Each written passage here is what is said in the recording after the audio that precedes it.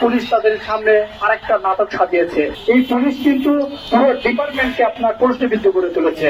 কারো দলকে ভারী করার জন্য এখানে একত্র হয়নি, এখানে দাঁড়ায়নি। আমরা দাঁড়িয়েছি ন্যায়, নিরাপদ এবং সাধারণ শিক্ষার্থীদের অধিকার আদায় করার জন্য।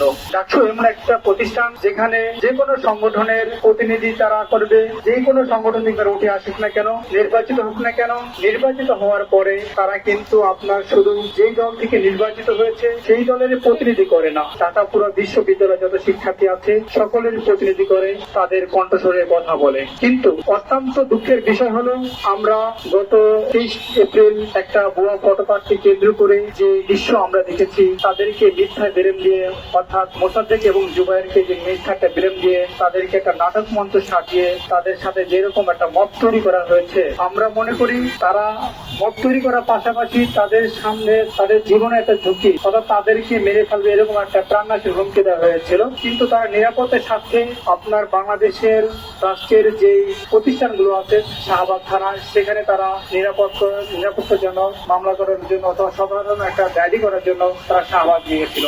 আমরা সেখানে দেখতে পেলাম যে এখানে প্রশাসন লোক পুলিশ তাদের সামনে আরেকটা নাটক সাজিয়েছে। এই মোসাদ্দেক এবং জুবায়ের এবং তার সাথে যারা ছিল ডাকসু নেতৃবৃন্দ, তাদেরকে অবরুদ্ধ রেখে সেখানে ছাত্র দলের কিছু কর্মীকে, যারা শাহবাগে বলেন, গুলিস্তান বলেন, তারপরে আপনার সরাদ উদ্যান বলেন, যারা গান দেখায়, ওই গান দেখার পোলাপানদেরকে নিয়ে এসে সে ডাকসুর প্রতিনিধির উপরে তারা হামলা করেছে, মত তৈরি করেছে এমন একটা জায়গায় যেখানে একটা শাহবাগ থানা। যে সেই জায়গা থেকে যদি আমরা বলি যে এই পুলিশ কিন্তু পুরো ডিপার্টমেন্টকে আপনার প্রশ্নবিদ্ধ করে তুলেছে, আমরা সেই জায়গা থেকে আমরা তীব্র প্রতিবাদ জানাই এবং তার সাথে সাথে বিচারের আমরা দাবি করছি। আমরা স্পষ্ট ভাষায় বলি যে বাংলাদেশের বিশ্ববিদ্যালয় সহ বাংলাদেশের প্রতিটি ক্যাম্পাসে আমাদের ছাত্র রাজনীতি হবে আদর্শ এবং যুক্তির মাধ্যমে, সেই জায়গায় কোনো সহিংসতা চলবে না।